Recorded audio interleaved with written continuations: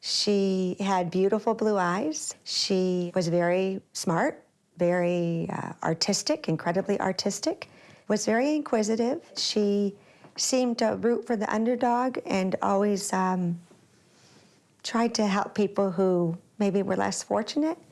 That quality of caring about others and caring about the world at large, it was with her until the night before she died. There's no doubt that Natalie Gehrki was a creative spirit, an artist. Her mind wandered with thoughts of Bukowski and Oscar Wilde, often with inspired optimism and an endearing childlike innocence.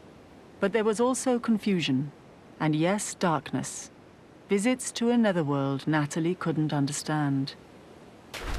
The memories of everything I've ever done wrong since the beginning of my own moral recognition come flooding in all at once like high tide, and the cold water wakes me from a dream. I suddenly realize I've forgotten how to swim, but the waves pay no mind and pull at my useless body. Reality burns just as bad as salt water. First it's in my eyes, then it's in my mouth, trickling down into my lungs, filling me to capacity. Painful memories anchor me, and the sea is getting rougher, and there is no more shore. Waves whip from every direction, and the ocean is merciless, and I cannot breathe. I am drowning. Please help. How did I forget how to swim? How do I remember? How can I go forward when I don't know which way I'm facing?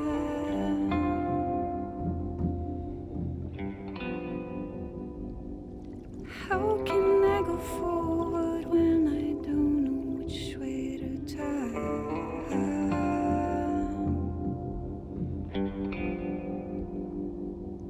How can I go forward and do something we're not sure of?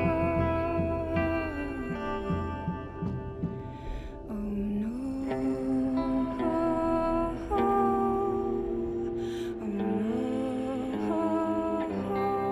Born with juvenile rheumatoid arthritis, Natalie was prescribed a strong drug called methotrexate, a cancer drug, to combat it. On doctor's advice, she began using antidepressants in the 5th grade. The year was 2005, and Natalie was only 11, the same age as Candace Downing when she was diagnosed with test anxiety and prescribed Zoloft. One day, I walked into Natalie's room. She wasn't showing a lot of emotion, and she was very monotone with me. She said, Mom, sometimes I think about killing myself, but I know I can't, so I won't. and I said, oh my God, Natalie, why? In my mind, it made complete sense at the time.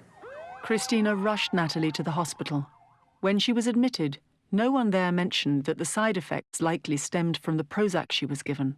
Instead, they supplemented the Prozac with Benadryl and the antipsychotic Risperdal. I cried uncontrollably as a male staff member put a hospital wristband over my wrist. He prescribed me Risperdal, a powerful antipsychotic, which of course I knew nothing about. But I had to do what he told me to, so I took it. In the hospital, she was asked to write down her feelings. I wish I could stop thinking about wanting to kill myself. I hate my mom. I hate my dad. I hate my brother. I hate my house. I hate my life. And I don't know why. I don't trust modern medicine or psychiatrists at all. My textbook psychiatrist continued to tell me every time I cried and begged to be released, if you really want to go, you have to listen and follow everything I say. Throughout Natalie's teen years, her online diary complained of a lack of sleep in between ruminations on the human existence, her existence. My secrets build up inside me like the tsunami wave my brother and I saw on TV once. The secrets are ready to crash over, ready to destroy. I will not let them.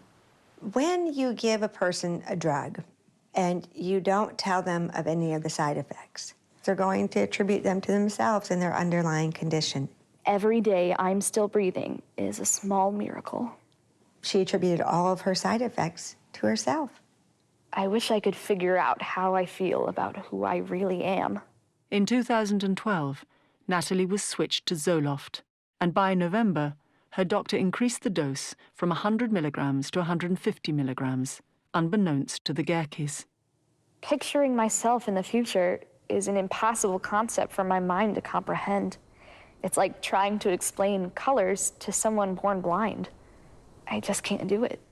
In February of 2013, without seeing her patient, the doctor increased Natalie's dose over the phone from 150 milligrams to 200 milligrams, the maximum dose legally allowed.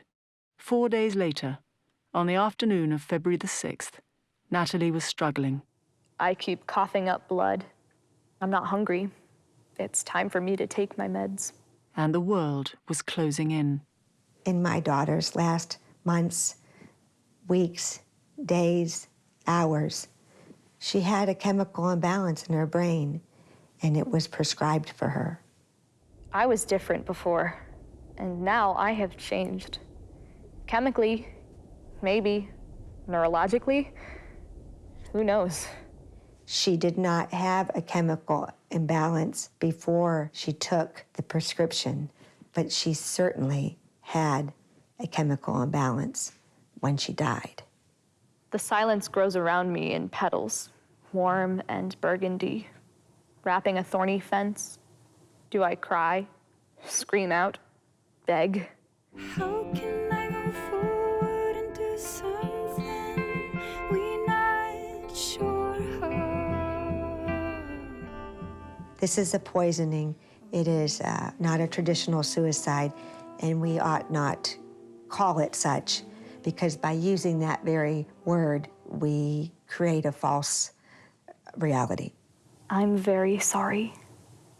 I have failed, but it's okay. I'll be much happier this way. Bury my body under a tree, somewhere deep in the woods. Take care of Gypsy for me. Move on. I'm not worth mourning. I fear for other Natalies out there, and I almost beg people, don't be me. Don't be our family, because